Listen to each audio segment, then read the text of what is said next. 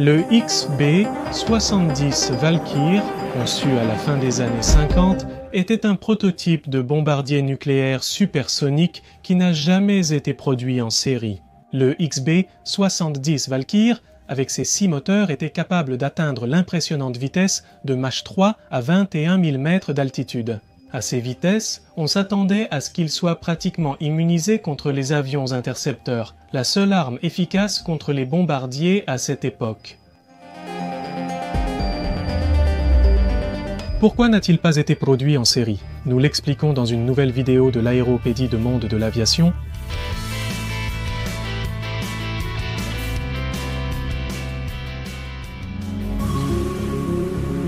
Dans les années 50, en pleine guerre froide, les armes nucléaires pesaient plusieurs tonnes. Et la nécessité de les transporter, ainsi que suffisamment de carburant pour faire voler cette charge utile des États-Unis jusqu'à l'Union soviétique, exigeait de grands bombardiers. L'armée de l'air des États-Unis, ou United States Air Force, a émis une demande en 1955 pour un nouveau bombardier. En alliant la charge et la portée du B-52 Stratofortress à la vitesse Mach 2 du Convair B-58 Hustler avion déjà présenté en vidéo, liens en haut à droite, on obtient un résultat intéressant.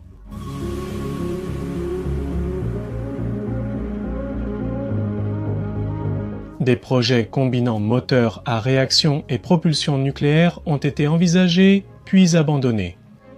Il exigeait aussi une charge utile de 23 000 kg et une portée d'environ 7 000 km.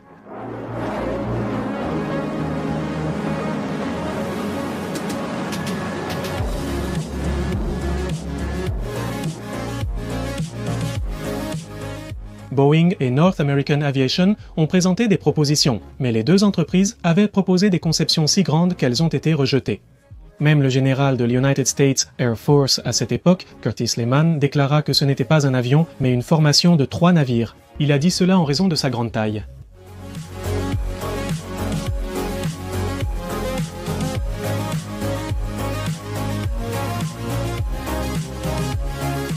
En revenant à la table à dessin et en adoptant les nouveaux concepts d'Allen Delta, déjà présents sur le F-102 et le B-58 Hustler.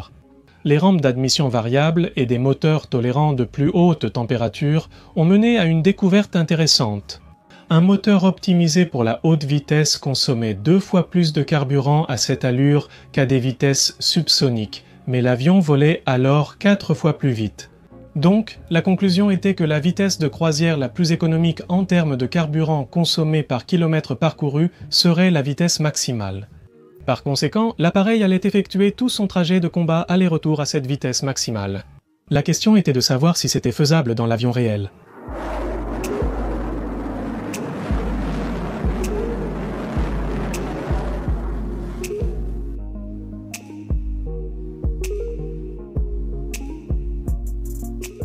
North American et Boeing sont donc revenus avec de nouveaux designs, dotés de fuselages très longs et de grandes ailes Delta, capables de voler à Mach 3 pendant toute la mission.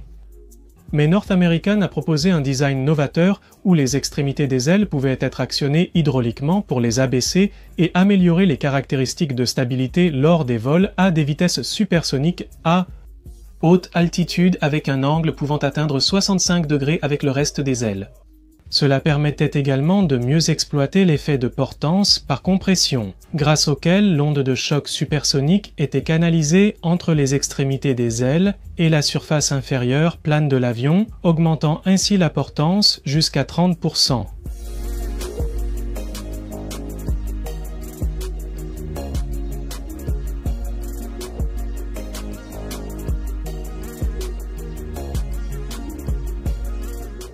Un autre défi était la chaleur produite lors des vols rapides.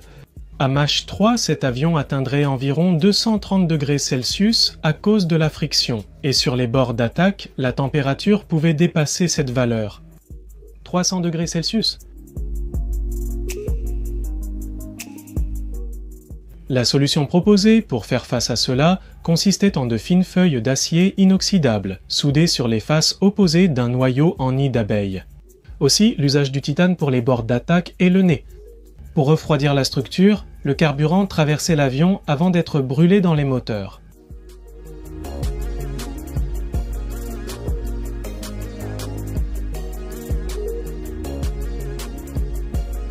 Le 23 décembre 1957, North American Aviation a remporté le concours pour construire 2 prototypes. Le bombardier proposé allait être désigné comme B-70, et le nom Valkyr a été choisi par concours parmi les membres de la United States Air Force. Le premier prototype a volé le 21 septembre 1964 et le premier vol supersonique a eu lieu en octobre de la même année. Le deuxième prototype a atteint une vitesse de Mach 3,05 pendant 20 minutes. En janvier 1966,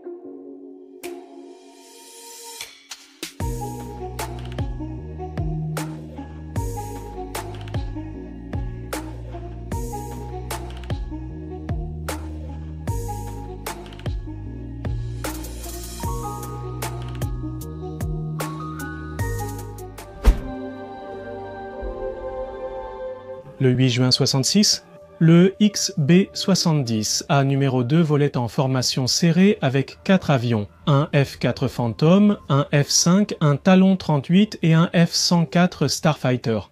Tous participiant à une séance photo pour General Electric, le fabricant des moteurs de ces 5 avions. Mais le F-104 s'est approché trop près de la pointe de l'aile droite du XB-70, a basculé, heurtant l'aile et le stabilisateur vertical. Les 2 appareils ont été détruits, seul un pilote du XB-77-0 a survécu en s'éjectant. Le rapport de l'United States Air Force estimait probable que le pilote du F-104, depuis la position où il se trouvait, il ne pouvait pas voir correctement l'aile du bombardier. Et que c'est un vortex généré par ces énormes ailes qui a fait que le F-104 a soudainement basculé.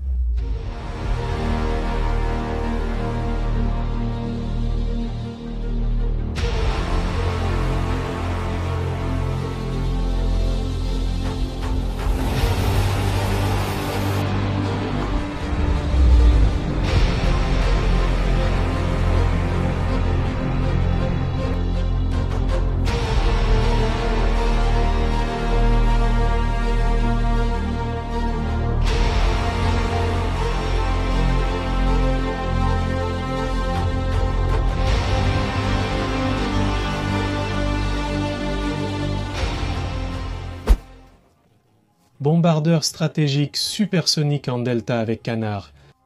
Il avait un poids maximal au décollage de 246 tonnes et une portée de combat de 6899 km.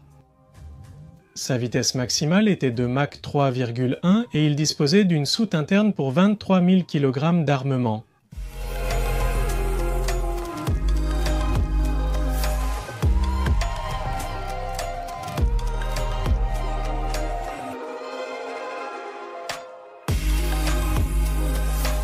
Derrière le cockpit, des ailettes canard étaient placées sur le fuselage, offrant à l'avion de bonnes qualités de vol à basse vitesse. Et cela aidait à le soulever lors des manœuvres de décollage et à le stabiliser lors des manœuvres d'atterrissage.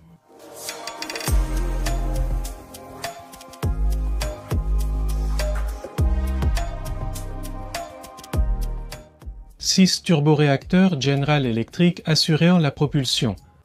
JOTA, 9, 3, JE, 3, tous placés ensemble en ligne à l'intérieur d'une sorte de chambre rectangulaire sous le fuselage central et les ailes, dont la mission consistait à contrôler les ondes de choc produites par les hautes vitesses, afin que l'air parvienne au moteur avec la vitesse et la pression optimale pour leur fonctionnement à différentes altitudes et vitesses.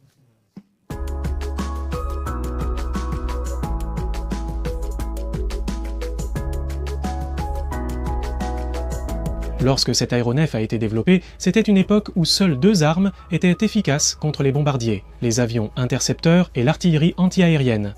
Voler plus haut et plus vite compliquait beaucoup leur travail. Mais l'introduction des premiers missiles antiaériens efficaces par l'Union soviétique à la fin des années 50 a radicalement changé cette situation. La doctrine militaire avait déjà commencé à s'éloigner du bombardier supersonique à haute altitude pour privilégier la pénétration du territoire ennemi à basse altitude.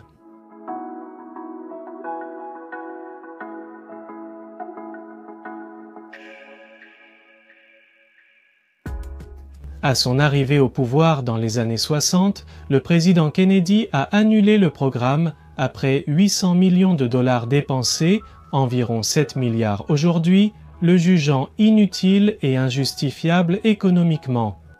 Parce qu'il avait déjà peu de chances de pénétrer avec succès les défenses ennemies équipées de missiles.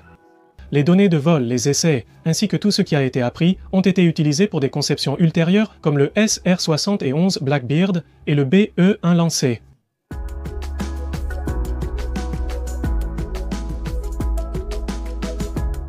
Le seul prototype survivant de cet aéronef est aujourd'hui exposé au musée Wright-Patterson dans l'Ohio aux États-Unis.